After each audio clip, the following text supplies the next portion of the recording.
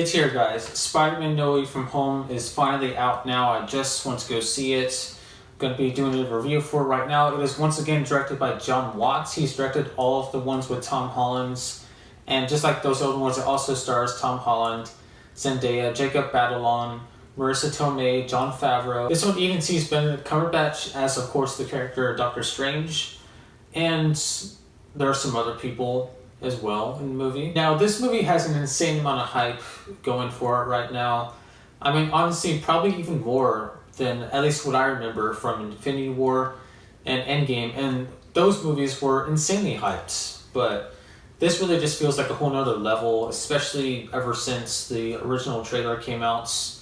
I mean, the excitement, the anticipation for this movie has just been universal, really. I don't know anyone who hasn't been excited to see this. And I will try my best to be vague with regards to detailing my thoughts because I don't want to go into spoilers. I want this to be spoiler free.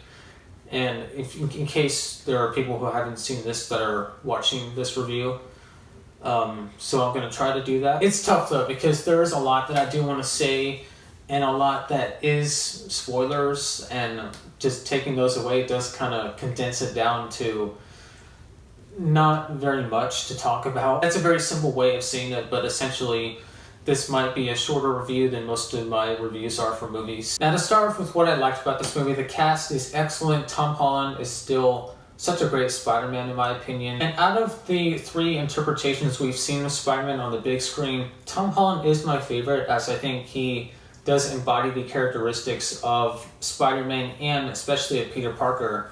I think the best out of the three thus far are. And yeah, with this one, it's pretty much just more of the same. He's great again. I also do like Zendaya a lot as MJ, even though I do think that the romantic relationship between Peter and MJ, which really started at the end of the last movie, Far From Home, even though I do feel like it is just a little bit rushed and there hasn't been a whole lot of development with that, I think that the performances behind those two characters are very good.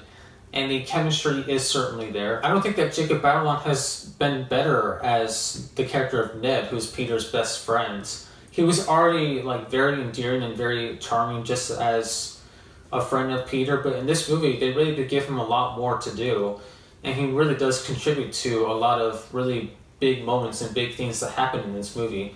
So that was a very pleasant surprise for me. It was cool seeing Doctor Strange in this movie and seeing him and Spider-Man interact with each other.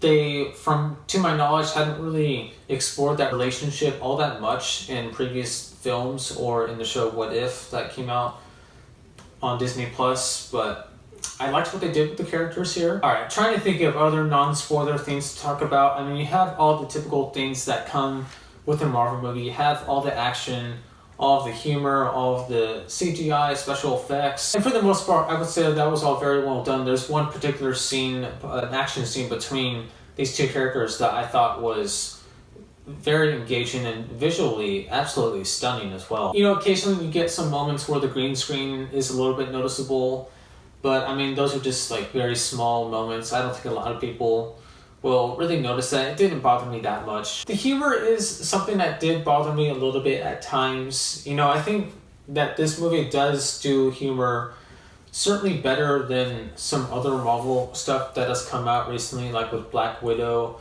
or I think it's a little bit better than Shang-Chi, which I didn't review, but I will talk about it at some point in my Things I Didn't Review video. So I think it does handle humor better overall. But there are just still some moments when I was thinking, you didn't need to put a joke there. It would have been fine the way it was. You didn't need to insert a joke.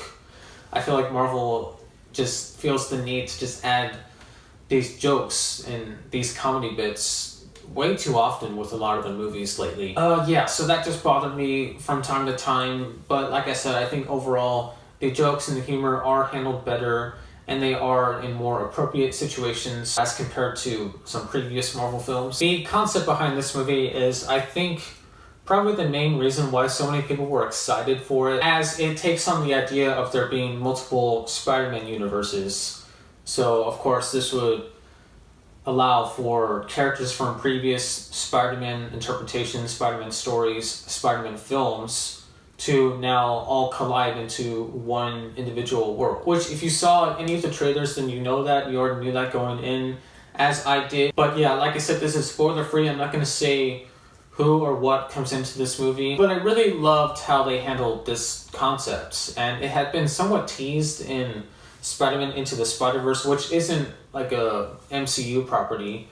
But obviously it's Spider-Man, so it's based on Marvel Comics. And that movie did involve sort of different Spidey people from different Spider-Man universes. We got to see all of them sort of come into one single universe. And to see that kind of concept and that idea portrayed in live action was awesome. I thought they did a great job with all that. Spider-Man No Way Home, I think it's going to please a lot of people. I know it has already, as a lot of people have gone to see it. It's already made a bunch of money by now. I think it's going to be a real crowd pleaser with a lot of people. It does a great job to connect all these different generations of Spider-Man from 20 years ago, 10 years ago. Just all the different fans of these different portrayals of Spider-Man that we've seen in the past. I hope I'm making sense right now. And I also think it does a great job at closing the curtains on this era of Spider-Man, the Tom Holland era. I mean, who knows, maybe he will return as the character, but just, you know, this era of him being this character, I think is definitely done at this point. And I thought it was ended and concluded on a very nice note, and a bittersweet one at that. So I'm going to give Spider-Man No Way Home an A-.